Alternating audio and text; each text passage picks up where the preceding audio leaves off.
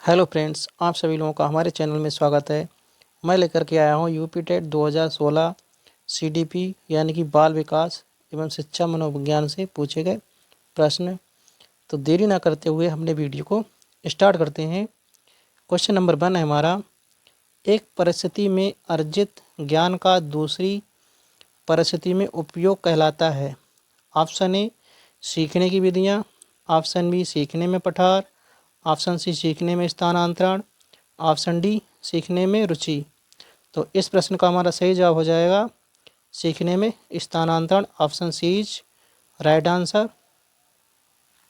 माना कोई शिक्षार्थी कक्षा में सीखता है, वह सीखता है कि 8 - 2 = 6 होता है।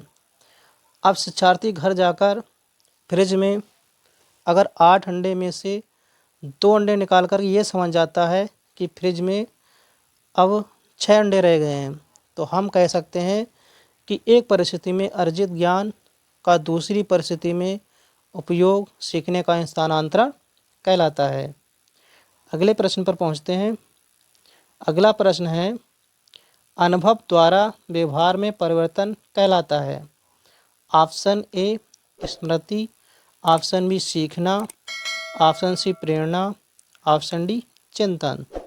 तो इस प्रश्न का हमारा सही जवाब हो जाएगा अनुभव द्वारा व्यवहार में परिवर्तन सीखना कहलाता है। Option B is right answer. अगले प्रश्न पर पहुंचते हैं। अगला प्रश्न है, सांख्यिकी में वह रेखा चित्र जिसमें आवृत्तियों को स्तंभों द्वारा प्रदर्शित किया जाता है कहलाता है। ऑप्शन ए स्तंभाकृति, ऑप्शन बी आवृत्ति बहुभुज, ऑप्शन सी संचयी आवृत्ति, ऑप्शन डी रेखा चित्र। तो इस प्रश्न का हमारा सही जवाब हो जाएगा स्तंभाकृति। Option A is right answer. अगले प्रश्न पर पहुंचते हैं।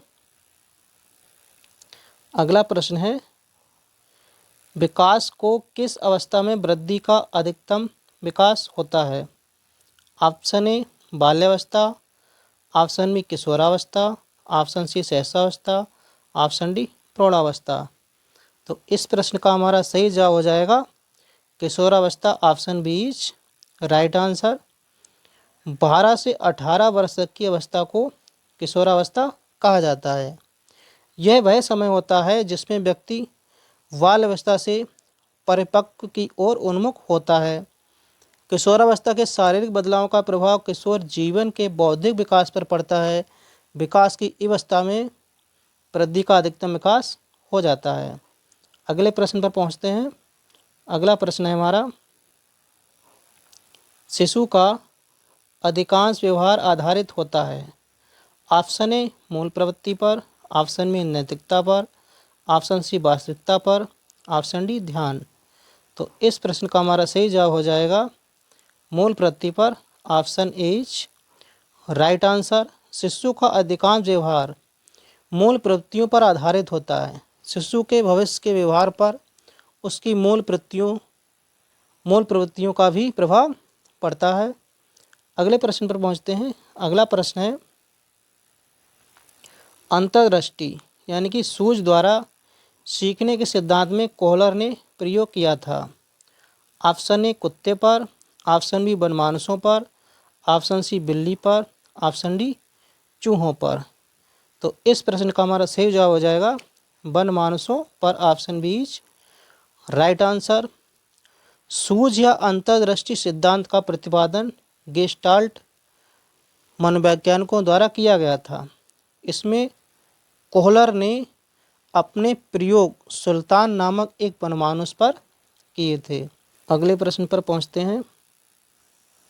अगला प्रश्न है, यह आवश्यक नहीं कि उच्च बुद्धि लब्धि वाले में भी उच्च होंगे। ऑप्शन ए सृजनशीलता, ऑप्शन बी अध्ययन, ऑप्शन सी विश्लेषण करने, ऑप्शन डी अच्छे अंक प्राप्त करने।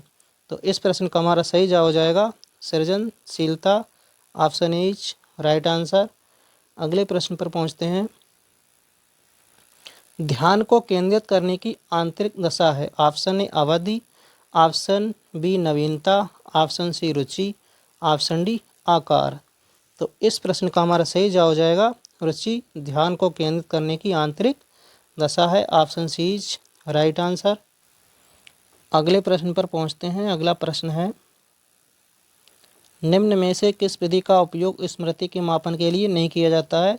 ऑप्शन ए प्रत्यावाहन विधि, ऑप्शन बी तार्किक विधि, ऑप्शन सी पहचान विधि, ऑप्शन डी पुनः सीखना विधि। तो इस प्रश्न का हमारा सही जवाब है तार्किक विधि, option B is right answer. यानी कि स्मृति के मापन में प्रयोग नहीं किया जाता है। अगले प्रश्न पर पहुंचते हैं। प्रासंगिक अंतर्बोध परीक्षण टेट का विकास द्वारा किया गया, यानी किनके द्वारा किया गया? Option A Sigmund, option B Murray, option C Holtzman, option D Welk. तो इस प्रश्न का हमारा सही जवाब हो जाएगा इस, यानी टेट का विकास मरे के द्वारा किया गया था। प्रासंगिक अंतर्बोध परीक्षण का विकास मरे द्वारा किया गया था। इस परीक्षण में कुल 31 कार्ड होते हैं। इनमें से 30 कार्ड चित्र पर बने होते हैं और एक कार्ड सादा होता है। 30 कार्ड जो होते हैं वो चित्र पर बने होते हैं और एक कार्ड जो होता है वो सादा होता है। अगले प्रश्न पर पहुंचते हैं। मनोविज्ञान का शिक्षा के क्षेत्र में सबसे बड़ा योगदान है। ऑप्शन ए विषय केंद्रित शिक्षा, ऑप्शन बी शिक्षक केंद्रित शिक्षा, ऑप्शन सी क्रिया केंद्रित शिक्षा, ऑप्शन डी बाल केंद्रित शिक्षा। तो इस प्रश्न का हमारा सही जवाब हो जाएगा बाल केंद्रित शिक्षा, option D is right answer. अगले प्रश्न पर पहुंचते हैं। अगला प्रश्न है, निम्नलिखित में कौन सा वृद्धि और विकास के सिद्धांतों से संबंधित नहीं है? ऑप्शन ए निरंतरता का सिद्धांत, ऑप्शन बी समन्वय का सिद्धांत, ऑप्शन सी वर्गीकरण का सिद्धांत, ऑप्शन डी व्यक्तिगतता का सिद्धांत। तो इस प्रश्न का हमारा सही जवाब हो जाएगा सी वर्गीकरण का सिद्धांत संबंधित नहीं है, बाकी हैं। Option C is right answer. अगले प्रश्न पर पहुंचते हैं। कक्षा शिक्षण में पाठ प्रस्तावना सोपान सीखने के किस नियम पर आधारित है? ऑप्शन ए प्रभाव का नियम, ऑप्शन बी तत्परता का नियम, ऑप्शन सी साहचर्य का नियम, ऑप्शन डी सादृश्यता का नियम। तो इस प्रश्न का हमारा सही जवाब हो जाएगा तत्परता का नियम, option B is right answer. कक्षा शिक्षण में पाठ प्रस्तावना सोपान सीखने के तत्परता के नियम पर आधारित है। थॉर्नडाइक ने अपने प्रयत्न एवं त्रुटि के सिद्धांत के आधार पर बनाकर सीखने संबंधी तत्परता का नियम, प्रभाव का नियम तथा अभ्यास का नियम का प्रतिपादन किया था। अगले प्रश्न पर पहुंचते हैं। संप्रत्यय का निर्माण का प्रथम सोपान है। ऑप्शन ए सामान्यीकरण, ऑप्शन बी विभेदीकरण, ऑप्शन सी प्रत्यक्षीकरण, ऑप्शन डी पृथक्करण। तो इस प्रश्न का हमारा सही जवाब हो जाएगा प्रत्यक्षीकरण, option C is right answer. अगले प्रश्न पर पहुंचते हैं। प्रेषणात्मक अधिगम संप्रत्यय द्वारा किया गया था। Option A Tolman, option B Bandura, option C Thorndike, option D Kohler. तो इस प्रश्न का हमारा सही जवाब है बंडूरा के द्वारा किया गया था, option B is right answer. अगले प्रश्न पर पहुंचते हैं। अधिगम में रिक्त स्थान ने प्रभाव का नियम दिया था। Option A Pavlov, option B Skinner, option C Watson, option D Thorndike. तो इस प्रश्न का हमारा सही जवाब है Thorndike, option D is right answer. यानी अधिगम का सिद्धांत थॉर्नडाइक ने दिया था, यानी प्रभाव का नियम थॉर्नडाइक ने दिया था। अगले प्रश्न पर पहुंचते हैं। अवधान के आंतरिक अथवा व्यक्तिनिष्ठ निर्धारक हैं। ऑप्शन ए रुचि, लक्ष्य, अभिवृत्ति, ऑप्शन बी उद्दीपक, वस्तु, प्रविधि, ऑप्शन सी प्रकाश, ध्वनि, गंध, ऑप्शन डी पुरस्कार, दंड, प्रोत्साहन। तो इस प्रश्न का हमारा सही जवाब है रुचि, लक्ष्य, अभिवृत्ति, option A is right answer. अगले प्रश्न पर पहुंचते हैं। अगला प्रश्न है, बाल मनोविज्ञान का क्षेत्र है। ऑप्शन ए केवल शैशवावस्था की विशेषताओं का अध्ययन, ऑप्शन बी केवल गर्भावस्था की विशेषताओं का अध्ययन, ऑप्शन सी केवल बाल्यावस्था की विशेषताओं का अध्ययन, ऑप्शन डी गर्भावस्था से किशोरावस्था की विशेषताओं का अध्ययन। तो इस प्रश्न का हमारा सही जवाब है गर्भावस्था से किशोरावस्था की विशेषता का अध्ययन, option D is right answer. अगले प्रश्न पर पहुंचते हैं। अगला प्रश्न है, वह अवस्था जो कि माता के 21वें गुणसूत्र जोड़े के अलग ना हो पाने के कारण होती है कहलाती है। Option A Down syndrome, option B Klinefelter syndrome, option C Turner syndrome, option D Wilson syndrome. तो इस प्रश्न का हमारा सही जवाब हो जाएगा Down syndrome. Option A is right answer. Down syndrome अवस्था माता के 21वें गुणसूत्र जोड़े के अलग ना होने के कारण होती है। अगले प्रश्न पर पहुंचते हैं। कोहल वर्ग के अनुसार किस अवस्था में नैतिकता बाह्य कारकों द्वारा निर्धारित होती है? ऑप्शन ए पूर्व पारंपरिक अवस्था, ऑप्शन बी पारंपरिक अवस्था, ऑप्शन सी पश्चात पारंपरिक अवस्था, ऑप्शन डी इनमें से कोई नहीं। तो इस प्रश्न का हमारा सही जवाब हो जाएगा पूर्व पारंपरिक अवस्था। Option A is right answer. अगले प्रश्न पर पहुंचते हैं। निम्नलिखित में से कौन सा एक सही क्रम है?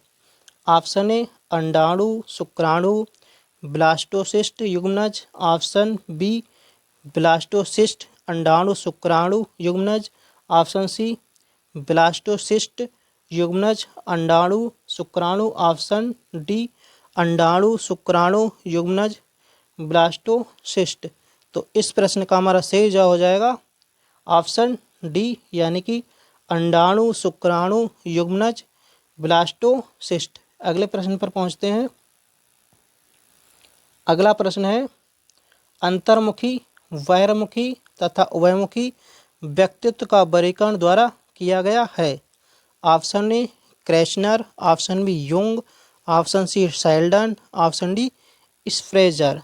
तो इस प्रश्न का हमारा सही जवाब हो जाएगा option B Jung. Option B is right answer.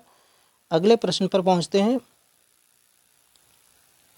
उदाहरण, निरीक्षण, विश्लेषण, वर्गीकरण, नियमीकरण निम्नलिखित में से किस विधि के सोपान हैं? ऑप्शन ए निगमन विधि, ऑप्शन बी आगमन विधि, ऑप्शन सी अंतर्दर्शन विधि, ऑप्शन डी वही दर्शन विधि। तो इस प्रश्न का हमारा सही जवाब हो जाएगा आगमन विधि। Option B is right answer. अगले प्रश्न पर पहुंचते हैं। फ्रायड के अनुसार हमारे मूल्यों का आंतरिकीकरण में होता है। ऑप्शन ए इदम, ऑप्शन बी अहम, ऑप्शन सी परा अहम, ऑप्शन डी परिस्थितियों। तो इस प्रश्न का हमारा सही जवाब हो जाएगा परा अहम। Option C is right answer. अगले प्रश्न पर पहुंचते हैं। व्यवहारवादी ने कहा है मुझे नवजात शिशु दे दो, मैं उसे डॉक्टर, वकील, चोर या जो चाहूँ बना सकता हूँ। ये किसने कहा? Option A Freeman, option B Newman, option C Watson, option D Hollinger. तो इस प्रश्न का हमारा सही जवाब हो जाएगा ये कहा था वाटसन ने। Option C is right answer. अगले प्रश्न पर पहुँचते हैं। ध्यान आकर्षित होने में की प्रमुख भूमिका होती है। ऑप्शन ए उद्दीपन की तीव्रता, ऑप्शन बी उद्दीपन की उपायदेयता, ऑप्शन सी उद्दीपन की विश्वसनीयता, ऑप्शन डी उद्दीपन की सक्रियता। तो इस प्रश्न का हमारा सही जवाब हो जाएगा उद्दीपन की तीव्रता। Option A is right answer. अगले प्रश्न पर पहुंचते हैं। छात्र में रुचि उत्पन्न करने की कला है। ऑप्शन ए शिक्षण, ऑप्शन बी सहानुभूति, ऑप्शन सी समदृष्टि, ऑप्शन डी प्रेरणा। तो इस प्रश्न का हमारा सही जवाब हो जाएगा प्रेरणा। Option D is right answer. अगले प्रश्न पर पहुंचते हैं। फ्रायड के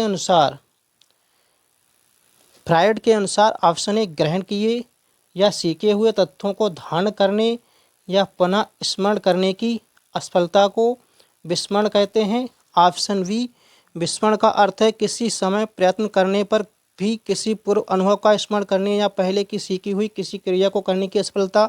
ऑप्शन सी विस्मरण भय प्रवृत्ति है जिसके द्वारा दुखद अनुभव को स्मृति से अलग कर दिया जाता है। ऑप्शन डी उपरोक्त में से कोई नहीं। तो इस प्रश्न का हमारा सही जवाब हो जाएगा ऑप्शन सी विस्मरण भय प्रवृत्ति है जिसके द्वारा दुखद अनुभव की स्मृति से अलग कर दिया जाता है। Option C is right answer. अगले प्रश्न पर पहुंचते हैं। SOR किसके द्वारा प्रस्तावित किया गया है? Option A Watson, option B Koffka, option C Kohler, option D Gestalt वादी मनोवैज्ञानिकों। तो इस प्रश्न का हमारा सही जवाब हो जाएगा ऑप्शन डी गेस्टाल्ट वादी मनोवैज्ञानिकों ने। तो SOR का फुल नेम होता है स्टिम्युलस ऑर्गेनाइज्ड रिस्पॉन्स नामक सिद्धांत को अमेरिकी मनोवैज्ञानिक रॉबर्ट वुडवर्थ ने प्रस्तावित किया था। रॉबर्ट वुडवर्थ का संबंध गेस्टाल्ट वादी मनोवैज्ञानिकों से है। अगला प्रश्न है हमारा वह मापनी। वह मापनी जिसमें अंतराल मापनी के समस्त गुण के साथ परम शून्य भी हो कहलाती है। ऑप्शन ए नामित मापनी, ऑप्शन बी क्रमसूचक मापनी, ऑप्शन सी अंतराल मापनी, ऑप्शन डी अनुपात मापनी। तो इस प्रश्न का हमारा सही जवाब हो जाएगा अनुपात मापनी, option D is right answer. अगर आप सभी लोगों को ये वीडियो अच्छा लगा हो तो वीडियो को लाइक और चैनल को सब्सक्राइब करना ना भूलें। ये वीडियो देखने के लिए आप सभी लोगों का धन्यवाद।